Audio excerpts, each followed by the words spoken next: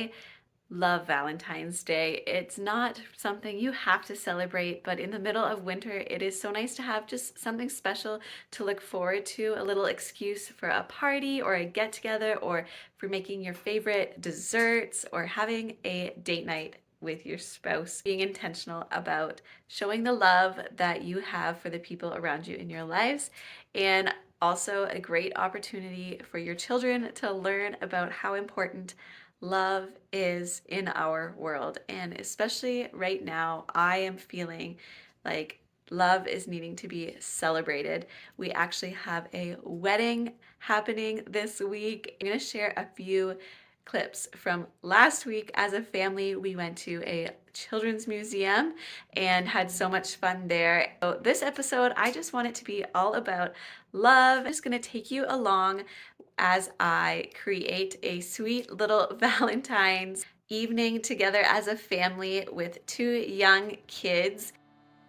Earlier this week, I pulled some pork soup bones out of the freezer and added them to my crock pot, and I slow cooked them on low for about 48 hours to make some tasty bone broth. This was actually my first time making bone broth. I've made vegetable broth before, but not in a long time, so I thought I would give a try. And so I had that cooking for a while because my husband has been talking a lot lately about ramen, and I thought maybe for Valentine's Day it'd be fun to make some. So you will see me do that later in this video. Right now, what you can see me doing is starting on a recipe to go with our ramen for a little Valentine's Day dinner together as a young family. My name's Victoria if you are new here, and my husband Austin and I have 2 little people in our lives. One is going to be 4 soon and the other one almost 2. And so we are going to have a small little family Valentine's night where we just have a fun dinner with a fun dessert and sit down for a movie together. That's something we've been doing now as my kids are getting a little bit older. My 4-year-old more enjoys watching movies. We don't do screen time throughout the week, so when we have time on a Friday or Saturday night, we are starting to do little movie nights. What I'm making here for our dessert are chocolate cake pops. My kids love getting cake pop. I thought this would be a fun, kid-friendly little dessert that we don't often have. I will leave the recipe down below, but it is a chocolate cake recipe. I baked it in this 8x8, I believe it is, pan. Let it fully cool before moving on to the next step. So I did this the day before. So to make cake pops, essentially what you're doing is baking a cake and making some icing and then mixing them together into a crumbly combination and then pressing them into balls and rolling them.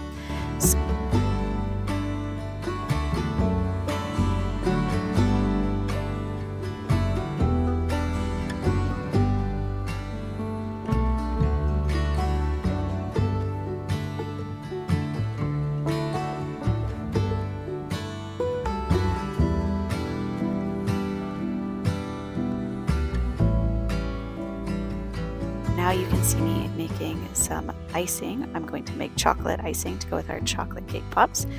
And I'm really not following a recipe here. I've got maybe half a cup of butter. I think I did about a cup of icing sugar and a half a cup of cocoa powder. And maybe a dash of salt was in there. Maybe I forgot that part. And some vanilla. And I mixed that all together with a little touch of, I would have used heavy cream, but I used what I had on hand, half and half cream. I would say start with 2 tablespoons and then kind of go from there. You want a thicker icing, not too wet. I had to switch bowls here because the bowl I first grabbed that was pretty was just not practical, so I had to switch it for an ugly old mixing bowl, but you know what works works. So we did that, and I mixed it until it's a nice thick consistency. You can see as I drop it back into this bowl to put it in the fridge how thick it really is, and that is what you want for making cake pops so that it really holds its shape.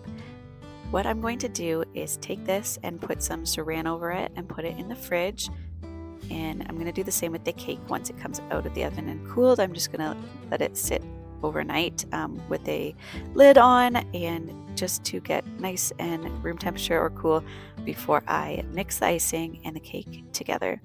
I think the best part about making chocolate icing is licking the beaters off when you're done. And lucky for me, both of my kids were sleeping and my husband was out of the house for work, and so nobody else knew there was icing being made. So I got to lick the beaters today. And I'm just taking my bone broth and putting it into some mason jars to put into the fridge to use later. I will filter it out with a sieve right before I use it.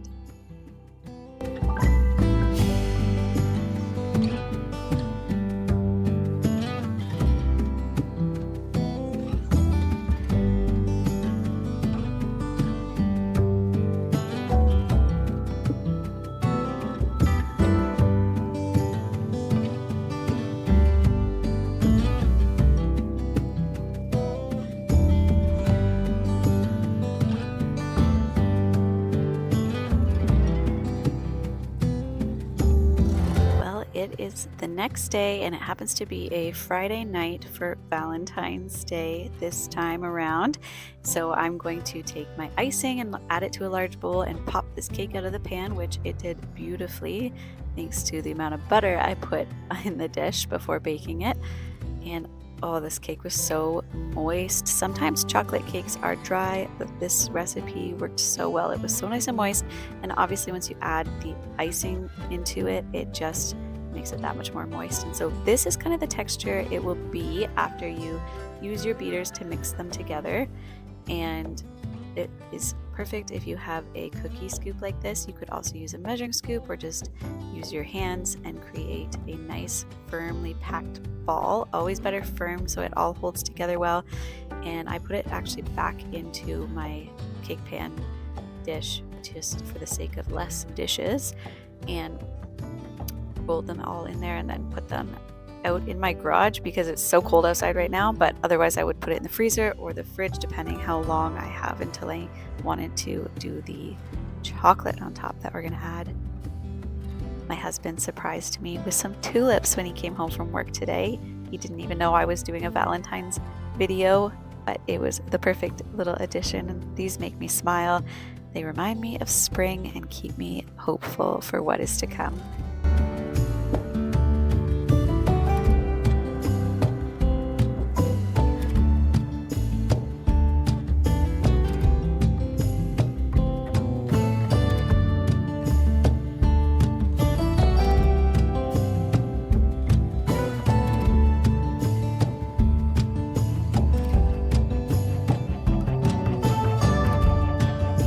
Valentine's is such a great opportunity to get your kids involved, and writing Valentine's cards, coloring a picture, sending a letter is such a great way to cheer someone up in the middle of winter time.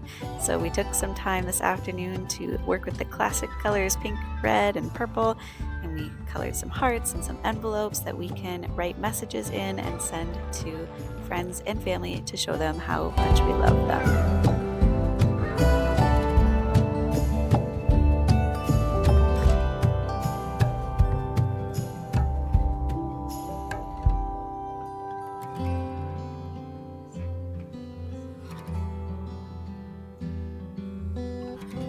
Happiness is homemade. I almost feel like that should be the name of my channel. I love that so much. This is a sweet little dish we got as a wedding gift, so I thought I would use it to make a little dessert platter to surprise my boys with. It's not going to be anything exciting, but for them, because it's different, it's fun. What I'm going to do next before I take my cake pops back into the house from the cold garage is make some chocolate ganache. So I'm not going to do the classic dip into candy melts with a popsicle stick, but I am going to do just a drizzle of chocolate ganache and some Valentine's sprinkles on top. So they're kind of resembling, for my fellow Canadians, Timbits, or just little cake balls, I guess you could say. And also, just to add a little more health and tastiness to our dessert, we're going to dip some clementines into chocolate. I popped these in the fridge too after I did them while we waited till dessert time, just to make them a little more solid. Although chocolate ganache does stay soft, I thought that would actually be easier for my kids to eat and actually get all of the chocolate into their mouth as opposed to flaking off as you bite into it. So that's why I went that route. And now I'm just doing a rough drizzle of chocolate ganache on my cake pop balls, and I'm going to add some red and white and pink sprinkles with my little helper.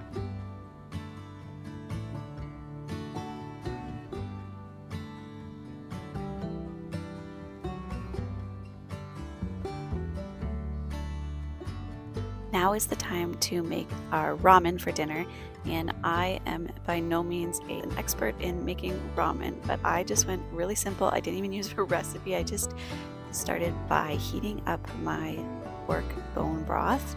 I added a little bit of soy sauce and sesame oil, as well as ginger, salt, and pepper to the broth, and brought that to a boil. And while I was doing that, I also soft boiled some eggs. This is a super simple ramen so that my boys are that much more likely to actually eat it. I also cut up some green onion. My husband loves onions. There always has to be onions somewhere in the dish, and I love green onions too. So we added those and also sprinkled some sesame seeds on top after. I wish I toasted them, but they were delicious nonetheless. And I made sure our soft-boiled eggs were cut up in the soup, and that is just my favorite part. Ramen noodles cook really fast, and so when my broth was at a boil, I threw in some noodles and let that simmer for 3 minutes with the lid on until they were cooked. Our dinner was way more delicious than I expected it to be, honestly, and we really enjoyed the special dessert. I added a few little heart gummies as well, just for fun. And thank you everyone so much for joining me. If you haven't yet subscribed, please do so to help my little family out. I would so appreciate that. And I hope you all spread some love this week as we celebrate Valentine's Day. We will see you next week. Bye-bye, friends.